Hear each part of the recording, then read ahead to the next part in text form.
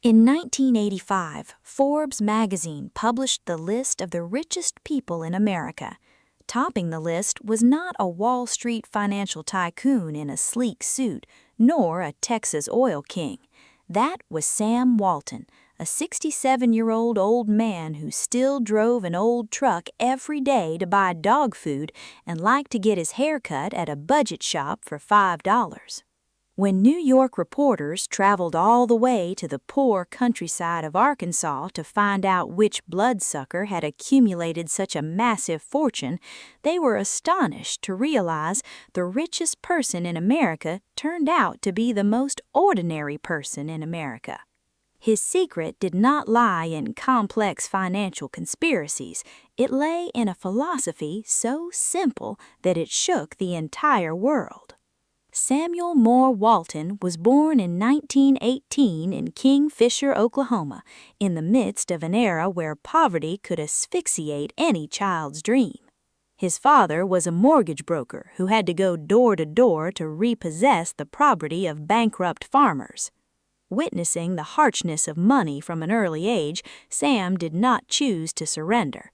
The young boy Sam at that time understood that to survive, you must move continuously.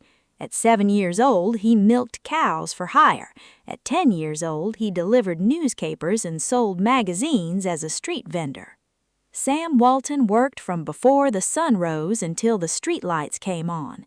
At school, he was not the smartest person, but he was always the most hard-working one. He became the youngest Eagle Scout in the state, leading his high school football team to the championship. Sam possessed an uncanny ability. He remembered the names of everyone in town and never walked past someone without greeting them first. That connection was the very first brick that built his empire later on. In 1985, with $5,000 in savings and $20,000 borrowed from his father-in-law, Sam Walton bought a Ben Franklin variety store in Newport, Arkansas. He was 27 years old then, full of enthusiasm but lacking experience. But Sam possessed a secret weapon, boundless curiosity. Sam's Ben Franklin store was a resounding success. Revenue skyrocketed from $72,000 to $250,000 after just 5 years. Sam became the shining star of Newport town. But right at that peak, a bucket of cold water was poured over him. Because he trusted people too much, Sam had signed a lease agreement without a renewal clause. Seeing that the store was highly profitable, the landlord firmly took back the premises to hand over to his son. Sam Walton was kicked out of the very store he had built up. That was a painful shock, empty-handed at the age of 30. But instead of collapsing, Sam viewed it as a hard-learned lesson. Never put your destiny in the hands of others. He packed his bags and moved his family to Bentonville, a smaller, more remote town, to start over from zero. In Bentonville, Sam opened the Walton's 5 and 10 store. He continued to experiment with crazy ideas, placing popcorn machines and ice cream machines right in front of the store to attract children, organizing surprise discount programs. By the early 1960s, Sam owned 15 satellite stores. But he realized the old model had hit a ceiling. He saw a new trend. Giant discount supermarkets were springing up in major cities. When Sam Walton proposed the idea of opening a large discount supermarket to the leadership of the Ben Franklin chain, he was flatly rejected by them. They told him he was crazy. They said rural people did not have such large consumer demands, but Sam believed in his intuition. On July 2, 1962, the first Walmart discount city sign was hung up in Rogers, Arkansas. The core philosophy of Walmart was born.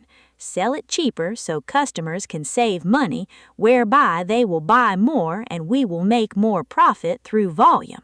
Sam Walton did not try to make a lot of money on a single item. He tried to help farmers save every penny on each item they bought. To suffocate competitors, Sam played a logistics gamble.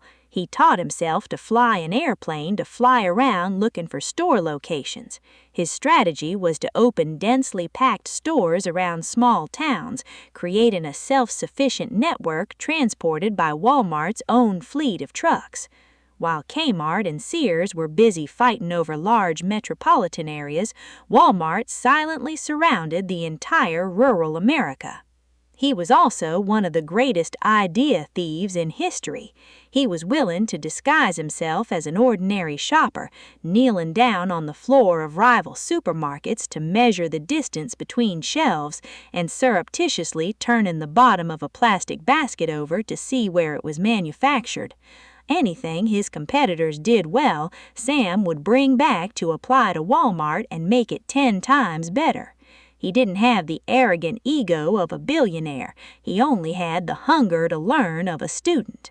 When Walmart became a retail monster, Sam realized that technology or logistics could not compare to human beings. He didn't call his employees hirelings or workers. He called them associates, teammates, partners.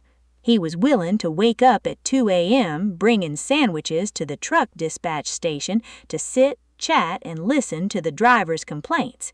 He signed the profit-sharing document, helping ordinary cashiers and stockers own shares and become wealthy when Walmart went public. In 1992, U.S. President George Bush personally flew to Bentonville to award Sam Walton the Presidential Medal of Freedom, the highest honor for an American citizen. Sam at this time was very weak due to bone cancer. He sat in a wheelchair, but his eyes were still piercing bright. In the final days of his life, standing on the line between life and death, looking back at the journey from a poor newspaper boy to the owner of the largest retail empire on the planet with more than 400,000 employees, Sam Walton did not talk about billion-dollar revenue figures. He wrote his autobiography, Made in America, to leave the greatest lessons of his life to the world. Sam Walton's life came to a close on April 5, 1992, but his legacy, Walmart, continues to operate and serve hundreds of millions of people every week. From the life of this simple retail king, the world has drawn invaluable lessons that changed business thinking forever. 1. Commitment to true value for customers. The customer is the only boss. They can fire anyone, from the chairman to the employees, by a simple action, spending their money elsewhere. Put the customer's interests first, help them save, and they will be loyal to you. 2. Go against the crowd. When everyone is going in one direction, look for opportunities in the opposite direction. If Sam Walton had listened to the experts and ignored small towns, Walmart would never have existed. Believe in verified reality rather than prejudiced theories. 3. Control costs more tightly than competitors. Every dollar you save for the business is a dollar you can reduce in price for the customer. The simplicity in Sam Walton's lifestyle was not stinginess, it was supreme respect for the value of labor. 4. Share success with comrades. You cannot have dedicated employees if you treat them like tools. Turn them into partners, share profits, and respect their voices. When employees are proud of the company, customers will be happy. 5. Always hunger to learn and do not fear failure.